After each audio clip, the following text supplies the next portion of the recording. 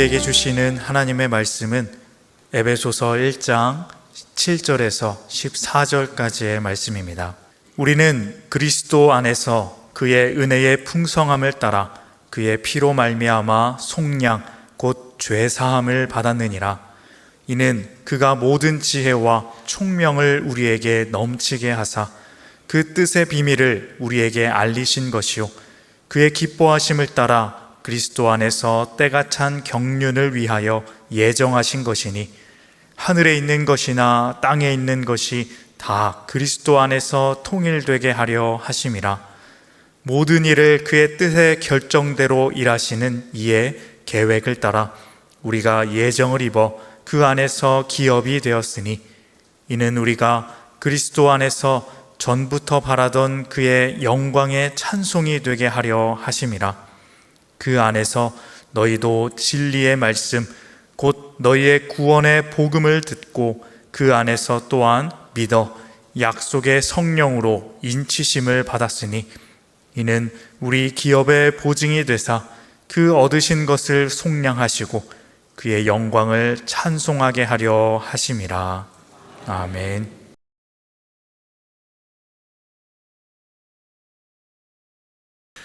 복음주의를 대표하는 목사이자 베스트셀러 작가인 필립 얀시의 교회 나의 고민 나의 사랑이라는 책이 있습니다. 책 제목에서 알 수 있듯이 교회를 향한 그의 고민과 염려, 또 동시에 느끼는 애틋한 사랑과 기대에 만감이 교차하는 그의 마음을 솔직하게 풀어놓은 책입니다. 이 책에서 필립 얀시는 유년 시절에 경험했던 교회의 위선과 율법주의로 인해서 잠시 교회를 떠났던 아픈 기억을 가감없이 이야기합니다. 실제로 미국에서는 교회 안에서 성장한 많은 젊은이들이 이제 대학을 가거나 취업을 하게 되면 교회를 떠나고 독립을 하게 되는데, 이때 절반이 넘는 많은 젊은이들이 아예 교회를 떠난다고 합니다. 이런 문제는 한국도 예외가 아니죠. 그러면서 그 많은 젊은이들이 그때 이런 고민을 한다고 합니다. 공부하고 일하느라고 바쁜데 꼭 교회에 나갈 필요가 있을까? 교회에 다니지 않더라도 영적일 수 있지는 않을까? 신앙생활은 하나님과 나와의 개인적인 관계인데 굳이 보기 싫은 다른 사람과 불편하게 관계를 맺으면서 신앙생활을 해야 하는 것일까?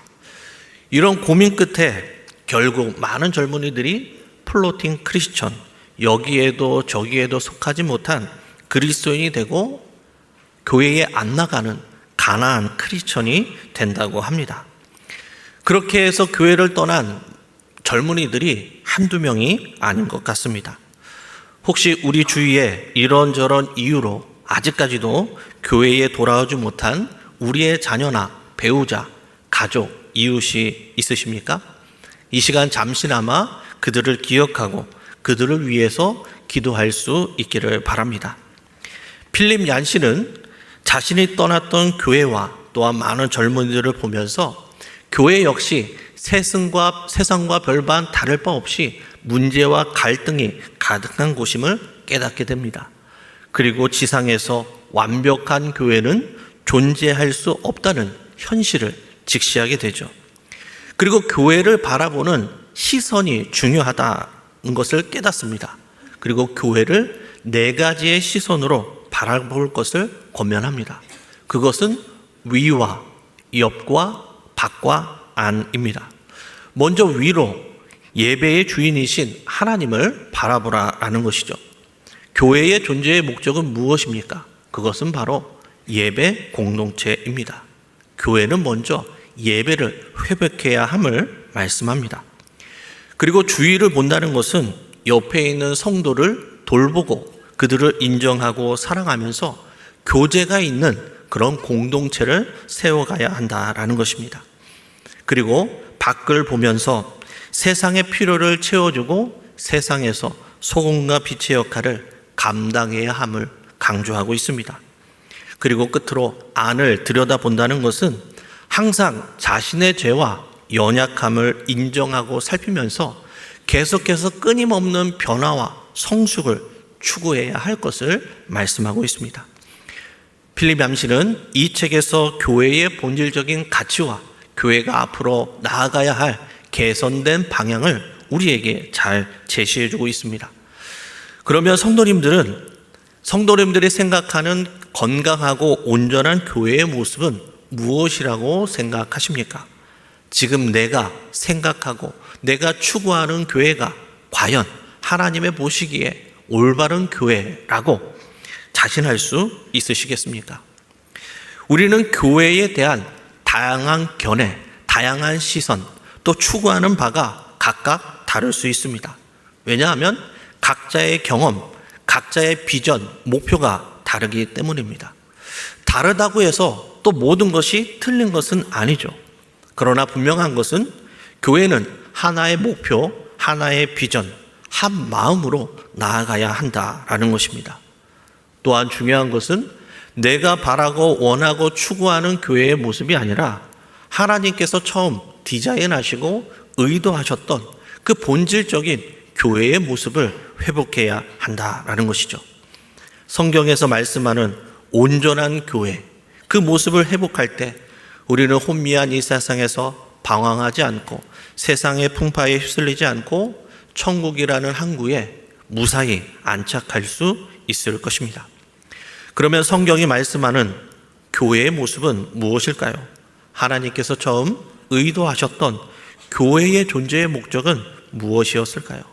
오늘날 교회가 세상으로부터 비난과 조롱을 받고 있는데 과연 이 교회가 세상의 희망이 될 수 있을까요? 이 모든 질문에 대한 해답을 우리는 에베소서에서 찾아볼 수 있습니다. 이 에베소서는 교회론에 관한 서신서입니다. 또 이 에베소서는 다양한 별명을 갖고 있는데 서신서의 여왕, 바울 신앙의 절정이라는 별명을 갖고 있습니다. 에베소서는 한 단어 한 구절 놓칠 수 없는 아름다운 문장으로 꽉 차 있습니다. 그래서 어떤 목사님은 이 에베소서를 가리켜서 복음의 비경이 펼쳐 있는 성경의 그랜드 캐논과 같다라고 말하기도 하였습니다. 한마디로 이 에베소서는 복음의 정수, 교회론의 정수가 담겨 있는 그런 서신서라고 말할 수 있습니다. 그리고 이 에베소서의 또 다른 특징이 하나 있는데 그것은 바로 옥중서신이라는 것입니다. 자유로울 때 쓴 서신서와 옥중의 감옥에 투옥되어서 쓴 서신서의 깊이와 무게는 다를 수밖에 없습니다. 죽음 앞에 가까이 서게 되면 사람은 본질에 더 집중하게 되는 것이죠. 코미디언이면서 요식업 사장이고 또 강사검 베스트셀러 작가인 고명환 씨가 있습니다. 이 고명환 씨는 2005년에 인생의 큰 전환점을 경험하게 됩니다. 그는 당시 인기 드라마 해신 드라마 촬영을 하고 있었는데 새벽에 전라남도 해남에서 서울로 올라오는 중에 매니저가 150km가 넘는 속도로 달리다가 졸음운전을 하게 되었고 앞서가는 트럭과 충돌해서 큰 교통사고를 당하고 말았습니다. 그리고 중환자실에서 눈을 떴는데 의사 선생님이 찾아와서 이제 사흘 안에 심장이 터져서 곧 죽을 수 있으니 신변을 정리하고 가족들에게 유언을 하라라는 그런 말을 들었습니다. 그야말로 맑은 하늘에 날벼락을 맞은 듯한 큰 충격이었고 큰 절망이었을 것입니다. 죽음 앞에 서게 되니 만감이 교차하죠. 8년 동안 제대로 잠도 못 자고 열심히 일해서 새로 아파트를 장만했는데 그 아파트에서 하룻밤도 자지 못하고 그동안 열심히 준비해온 미래의 행복을 만날 수 없다는 절망감에 너무 억울하고 그의 인생이 후회가 되었다고 합니다. 그리고 그때 생각나는 것이 맛있는 거 먹고 좋은 거 구경하고 좋은 추억으로 가득한 여행은 하나도 생각이 나지 않고 자신이 고등학교 때 밤을 새면서 열심히 뿌듯하게 공부했던 그때가 생각나더라라는 것이죠. 죽기 직전에는 사람이 기억하는 것은 나답게 최선을 다해서 부끄러움이 없이 살았던 그런 모습이 생각나는가 봅니다. 그리고 그는 결심하게 되죠. 내가 다시 살게 된다면 세상에 끌려다니는 인생이 아니라 나답게 이끌어가는 삶을 살아야겠다. 그리고 녹슬어 사라지는 인생이 아니라 닳아서 사라지는 그런 삶을 살아야겠다라고 다짐을 합니다. 그리고 그는 어떻게 되었을까요? 기적처럼 건강을 회복하게 됩니다. 그리고 그는 그의 다짐처럼 많은 사람들에게 도전과 꿈을 심어주는 강사로서, 베스트셀러 작가로서, 유튜버로서 지금도 열심히 살아가고 있습니다. 우리는 죽음 앞에 좀 더 가까이 서게 되면 우리 인생의 중요한 가치, 본질에 더 집중하게 됩니다. 사도 바울도 옥중에 투옥이 되어서 언제 끌려가서 죽을지 모르는 상황에 에베소 교회를 향한 하나님의 기쁘신 뜻과 교회의 본질적인 사명을 그 교회에 지금 전하고 있는 것이죠. 에베소서는 크게 두 부분으로 나눌 수 있습니다. 1장에서 3장까지는 교회의 교리적인 내용입니다. 그리스도 안에서 택함을 받고 구속받은 그 놀라우신 그 풍성하신 하나님의 은혜와 경륜을 찬양합니다. 그리고 4장에서 6장은 교회의 실천적인 내용을 다루고 있습니다. 성도로서 가정과 세상에서 피할 수 없는 이 영적 싸움에서 어떻게 영적인 전신갑주를 입고 승리하는 삶을 살아갈지에 대한 삶의 실천적인 삶을 다루고 있는 것이죠. 에베소서 1장 1절은 이렇게 시작합니다. 하나님의 뜻으로 말미암아. 바울은 하나님의 뜻으로 사도로 부름을 받았고 또 그들에게 보냄을 받았다라고 고백을 합니다. 즉 교회의 시작은 내가 아니라 하나님이다라는 것이죠. 그리고 하나님의 뜻 안에서 우리 영흥교회 성도된 우리 모든 성도님들도 부르심을 받은 줄 믿습니다. 우리의 믿음의 시작, 우리의 모든 영적인 삶의 시작은 내 믿음, 내 결단, 내 다짐이 아니라 하나님의 뜻으로 말미암아 시작되었다라는 것이죠. 그러므로 오늘도 겸손하게 하나님께서 우리를 부르신 그 부르심의 뜻에 순종하면서 우리에게 주어진 믿음의 길을 걸어갈 수 있기를 바랍니다. 여기에서 하나님의 뜻은 원어로 델레마토스라는 단어인데 여기에는 하나님의 기쁨, 기대와 의지가 담겨져 있습니다. 하나님의 그 기쁘신 뜻 가운데 우리를 각 가정으로, 교회로, 삶의 자리로, 우리를 성도로, 교회로 보내신 것입니다. 그리고 사도 바울은 1장 서두에서 교회는 은혜와 평강의 공동체이고 신령한 복으로 가득 찬 교회임을 말씀합니다. 여기서 신령한 복이라는 것은 세상적인 복이 아니라 영적인 복을 의미합니다. 이 신령한 복은 세상에 줄 수 없는 복, 세상으로부터 오지 않는 복, 인간의 노력으로는 취득할 수 없는 복, 순간적인 복이 아니라 영원한 신령한 복을 의미하는 것이죠. 교회는 이러한 세상에 줄 수 없는 신령한 것들로 가득한 그러한 교회 공동체라는 것입니다. 그리고 오늘 본문에서 사도 바울은 계속해서 본질적인 교회의 모습에 대해서 말씀합니다. 그럼 오늘 본문에서 말씀하는 교회의 모습은 무엇일까요? 먼저 교회는 그리스도의 피로 구속받은 공동체임을 말씀합니다. 오늘 보면 에베소서 1장 7절의 말씀을 우리 함께 읽어보도록 하겠습니다. 시작. 우리는 그리스도 안에서 그의 은혜의 풍성함을 따라 그의 피로 말미암아 속량 곧 죄사함을 받았느니라. 아멘. 에베소서의 핵심이 되는 그리스도 안에서 인크리스트라는 단어가 계속해서 나옵니다. 그리스도 안에서 그 은혜의 풍성함을 따라 그의 피로 속량 받았음을 말씀합니다. 우리의 힘이나 공로나 업적이 아니라 전적인 그리스도로 말미암아 그 은혜의 풍성함으로 말미암아 이루어진 것이다 라는 것이죠. 여기에 속량이라는 단어가 나오는데요, 이 속량에는 구약과 신약의 두 가지의 개념이 담겨져 있습니다.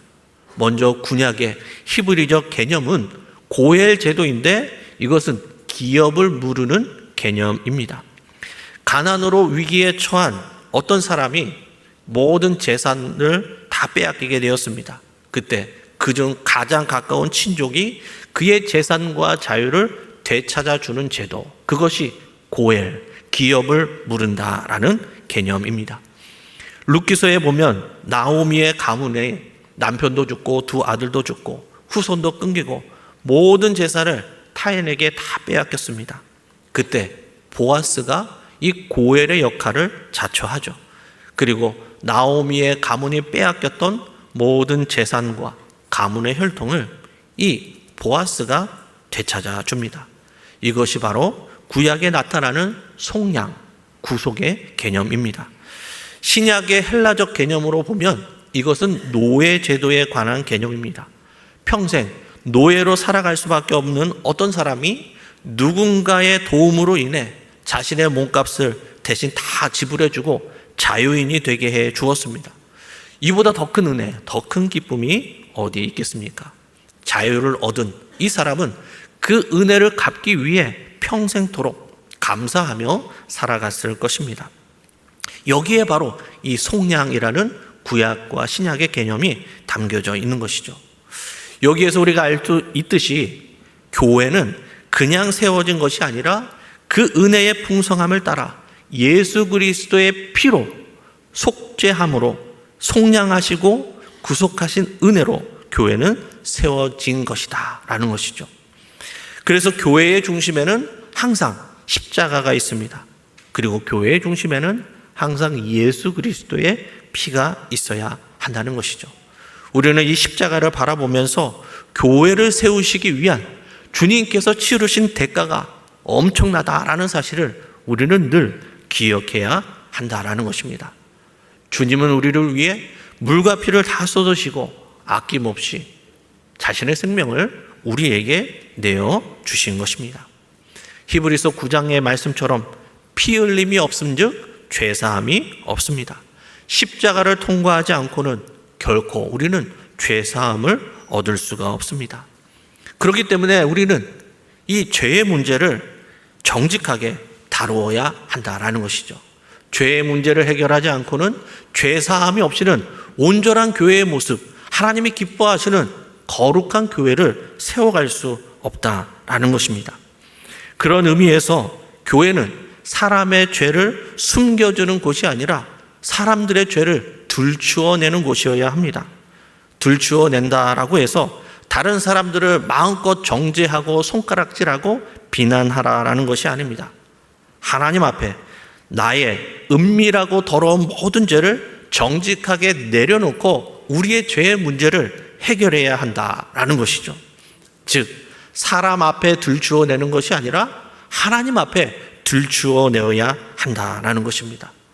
죄의 문제를 해결하고 죄사함을 받아야 그 속량하시고 구속하시는 그 은혜를 통하여 하나님과의 관계가 회복되고 진정한 하나님이 원하시는 교회를 회복해 갈 수 있다는 것이죠. 로마서 3장 24절의 말씀입니다. 그리스도 예수 안에 있는 속량으로 말미암아 하나님의 은혜로 값없이 의롭다 하심을 얻은 자 되었느니라. 아멘. 우리는 스스로 죄에서 자유할 수 없고 우리는 스스로 자녀됨의 그 권세와 기업을 되찾아올 수가 없습니다. 누가 우리로 하여금 죄에서 자유케 하고 잃어버렸던 그 기업을 되찾아 줄 수 있겠습니까? 오직 예수 그리스도 한 분밖에 없습니다. 십자가 밖에는 없습니다. 나의 죄를 씻기는 예수의 피밖에 없는 것이죠.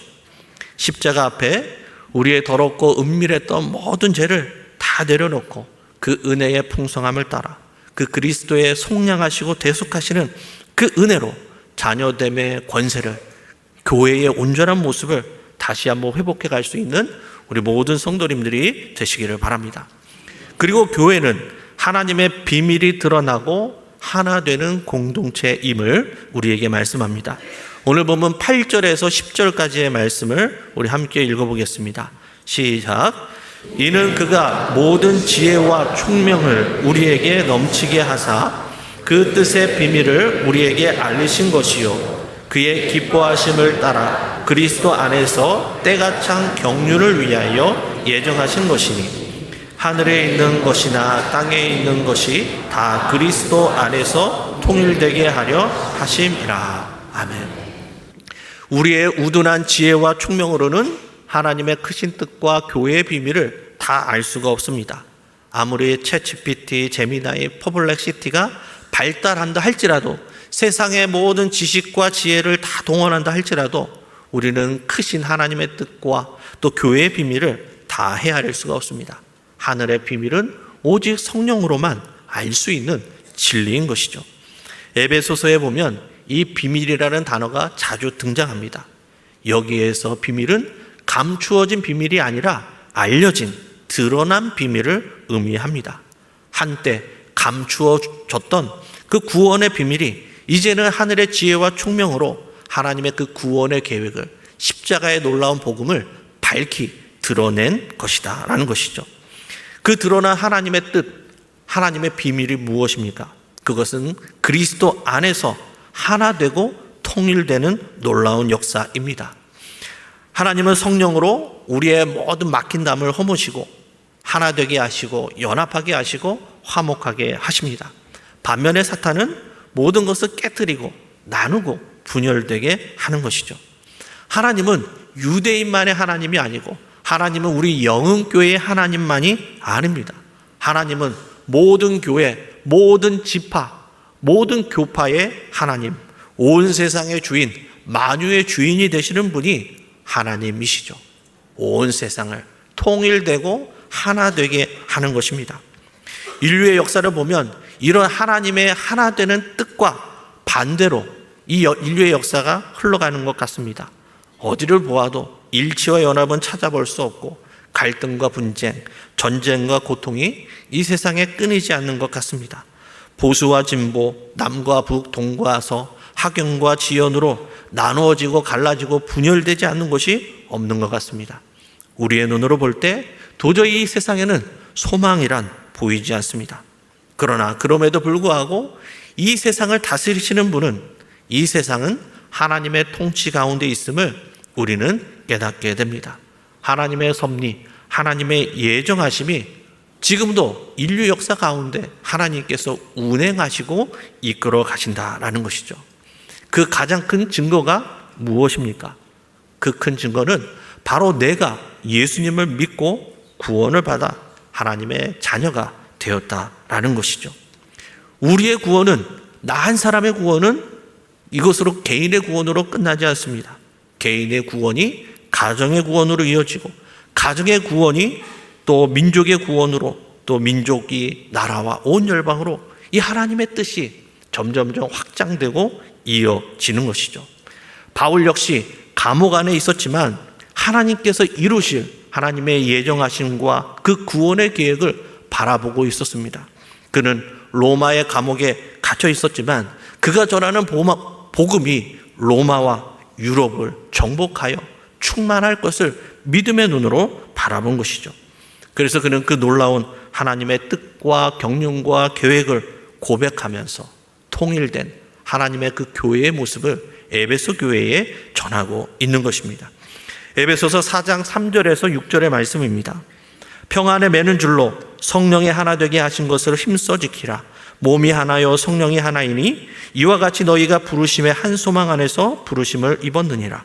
주도 하나요 믿음도 하나이요 세례도 하나이요 하나님도 하나이시니 곧 만유의 아버지시라. 만유 위에 계시고 만유를 통일하시고 만유 가운데 계시도다. 사도 바울과 같이 하나님의 그 놀라우신 구원의 경륜, 하나님의 비밀을 깨닫고 성령께서 교회로 하여금 하나 되게 하신 것을 힘써 지켜 나아가는 우리 모든 성도님들이 다 되시기를 바랍니다.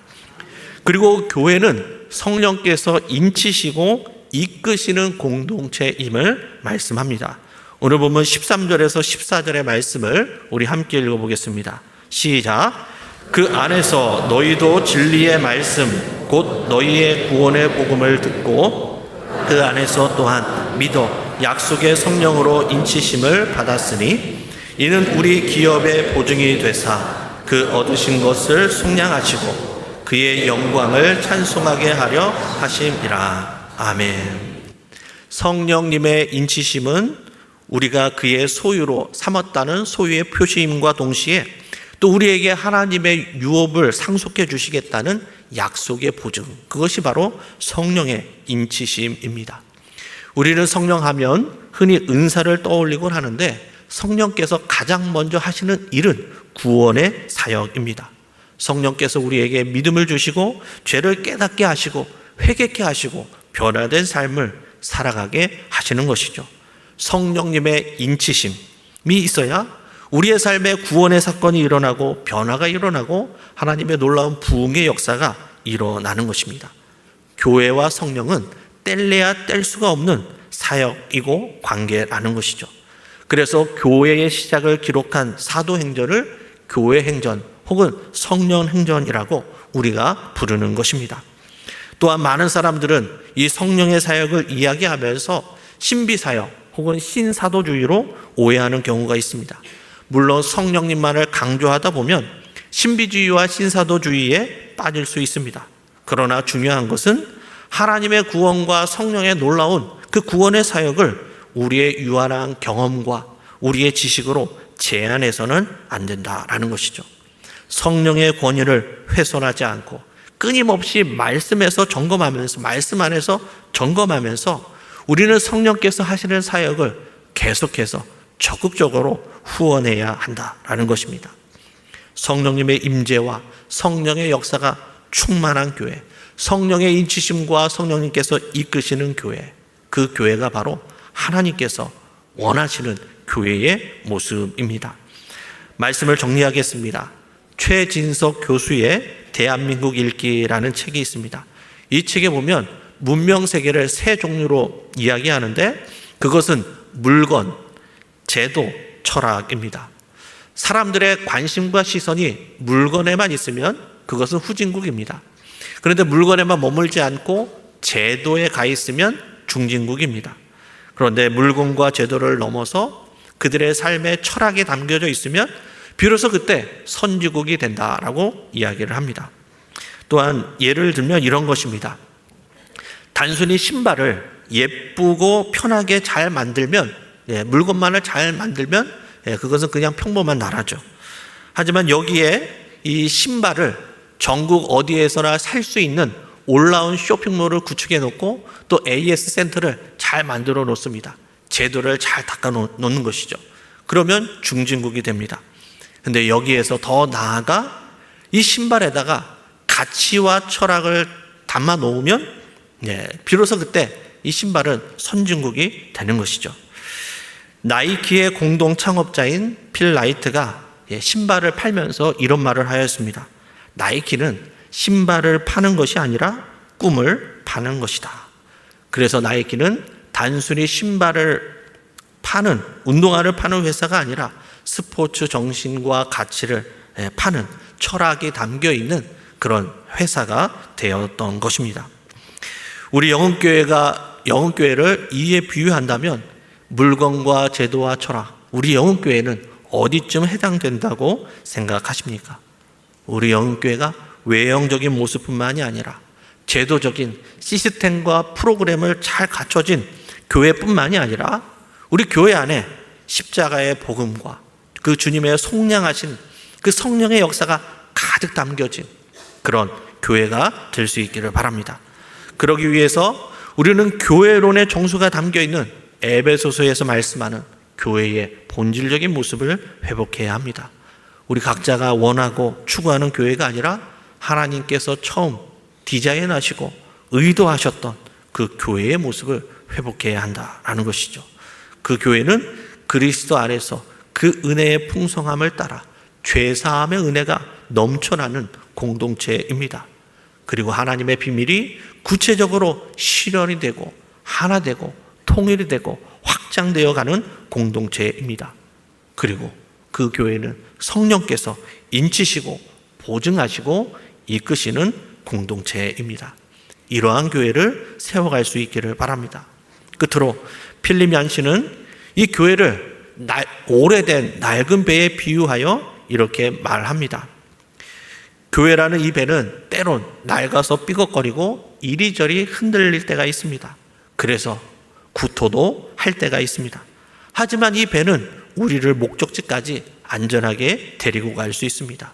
언제나 그랬고 앞으로도 영원히 그럴 것입니다. 당신이 있든지 없든지 주님이 이 배의 선장이 되신다면 우리를 원하는 목적지에 안전하게 데려다 줄 것입니다. 이 세상에 완벽한 교회는 없습니다. 하지만 우리가 완벽하지 않지만 교회라는 공동체 안에 있을 때 함께 서로 기도하며 격려하며 함께 교회 공동체를 세워갈 때 이 교회 안에서 우리는 우리의 믿음의 여정을 끝까지 완주할 수 있을 것입니다. 우리를 교회로 불러주신 그 은혜의 풍성함을 항상 기억하고 감사하시면서 그 구원의 구속함의 비밀과 성령께서 하나 되게 하시는 그 하나님의 의도하셨던 그 본래의 교회의 모습을 회복하면서 우리에게 주어진 교회로서의 사명을 온전히 감당하며 살아가는 우리 모든 영혼의 성도님들이 다 되시기를 주님의 이름으로 간절히 축원합니다. 기도하시겠습니다. 은혜로우신 아버지 하나님, 부족하고 연약한 우리를 창세전에 택하여 주시고 거룩한 교회의 성도로 불러주시니 감사를 드립니다. 우리는 연약하여 이리저리 흔들리고 삐걱거릴 때가 많지만 그럴 때마다 우리를 십자가의 보혈로 정결케 하여 주시고 주님께서 우리의 선장이 되어 주셔서 우리를 천국이라는 항구에 무사히 이르도록 인도하여 주옵소서. 그리하여 어두운 세상에서 거룩한 빛을 발하는 교회로서의 사명을 온전히 감당하는 믿음의 성도들이 다 되게 인도하여 주옵소서. 감사를 드리며 예수님의 이름으로 기도드리옵나이다. 아멘.